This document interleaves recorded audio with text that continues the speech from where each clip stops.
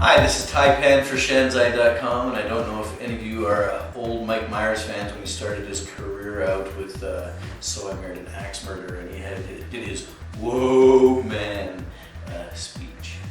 Poem, actually, I think it was in the film. And today we're looking at something in the whoa background, and today we're looking at the Wopad. I'm not sure if they were aiming for Wowpad or something initially, but here's the Wopad with their Wopad packaging. They've actually done a very good job on that. It's kind of got a nice logo with the Wopad. And pulling out a little book-like insert from the actual box, you get to see the Wopad hardware itself nestled nicely inside of here. The Wopad is a 7-inch capacitive touchscreen device, so that should make for some great viewing pleasure for us in a few moments. Also included in the box, we've got, of course, the power supply, earphones, and some USB connections so you can connect that to your PC. Pretty much the typical setup from there. While the Wopad boots up, let's take a little look around the hardware on the device. It's natural right off the bat to admire this beautiful capacitive touchscreen. It's very responsive. It's fantastic for that, and of course the viewing quality is excellent. For a sub $200 device, that's probably one of the nicest screens we've seen on a 7-inch device in terms of a capacitive screen. Very, very good quality. Running around the rest of the hardware on the device, let's start at the back for a moment. I want to highlight that for a second because it is actually quite a bit different than a lot of the other tablets we reviewed. It's a different kind of metallic finish that you've seen before. What I've got here in my hand is one of the other tablets, and this is the typical shanzhai tablet backing that we're seeing. Both very similar unibody style type designs, but more of a plastically shiny finish on the typical one. And this particular Wopad's gone a little bit different, and it's kind of a matte metallic finish on the device. So I guess it just depends on your taste, but some of you might prefer that.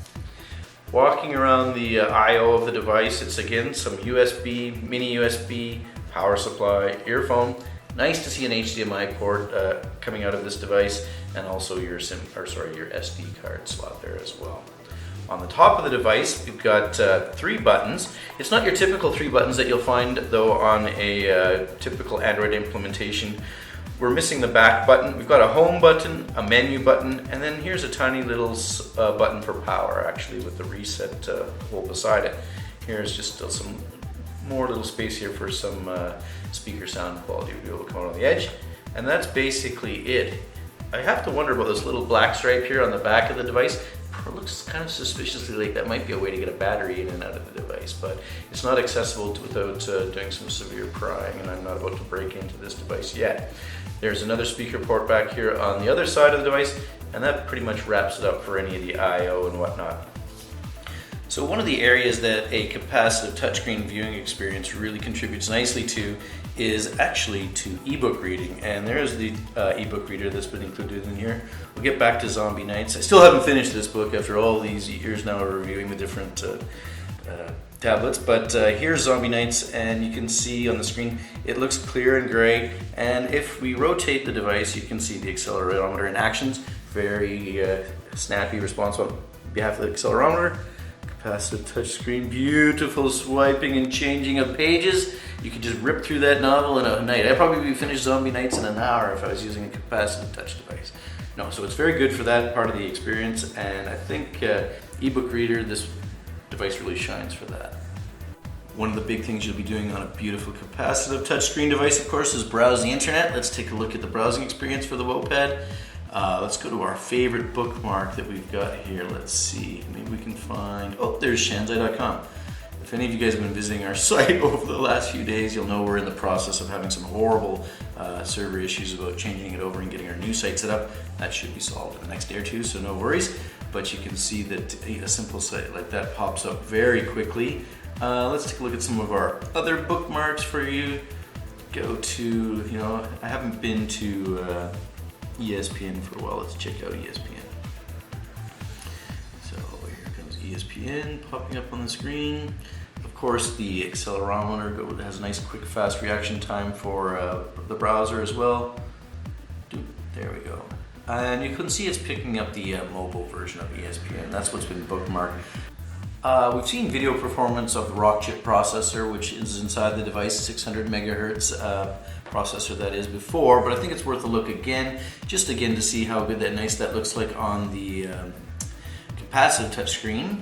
They've got some demo content here for you. Let's fire that up. Ooh, we've got a preview for you.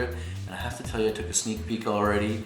You're going to be impressed with one of China's / Western nations' great combo films, Kung Fu Panda.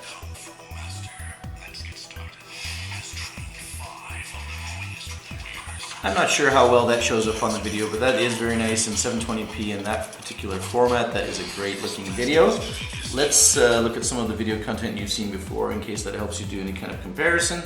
We did try the 1080p video. It didn't quite manage to play that back, but as it advertises on the Wopad, says it does 720p video. And let's bring up some MP4 720p video action for you. There it is. There's our girls. Again, everything's smooth and flowing nicely.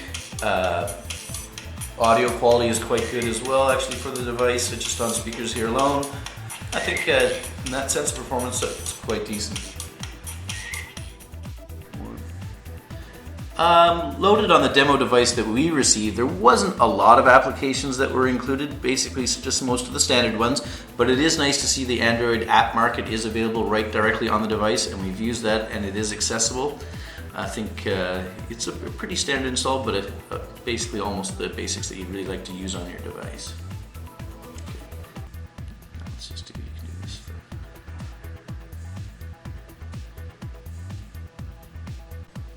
So to kind of wrap things up a little bit for the Wopad 7-inch tablet, I have to say we've been going on about the screen quality because that is really the most impressive thing about the device. Also, it does have a 3000 milliamp hour battery that's included in it. That's double the capacity of the typical Shanzhai tablets that we've been playing with, but it doesn't seem to have added anything in terms of weight, so it's still very nice and portable for a 7-inch tablet. It is Android 2.1. There is no web camera, which is a bit of a shame considering how great the screen is. Price-wise, we're finding this one just under $200 at $199 in the market, so if good screen quality and a little bit longer battery life are worth it for you, I think for $199 for a sub $200 tablet, it's probably a pretty good choice that way.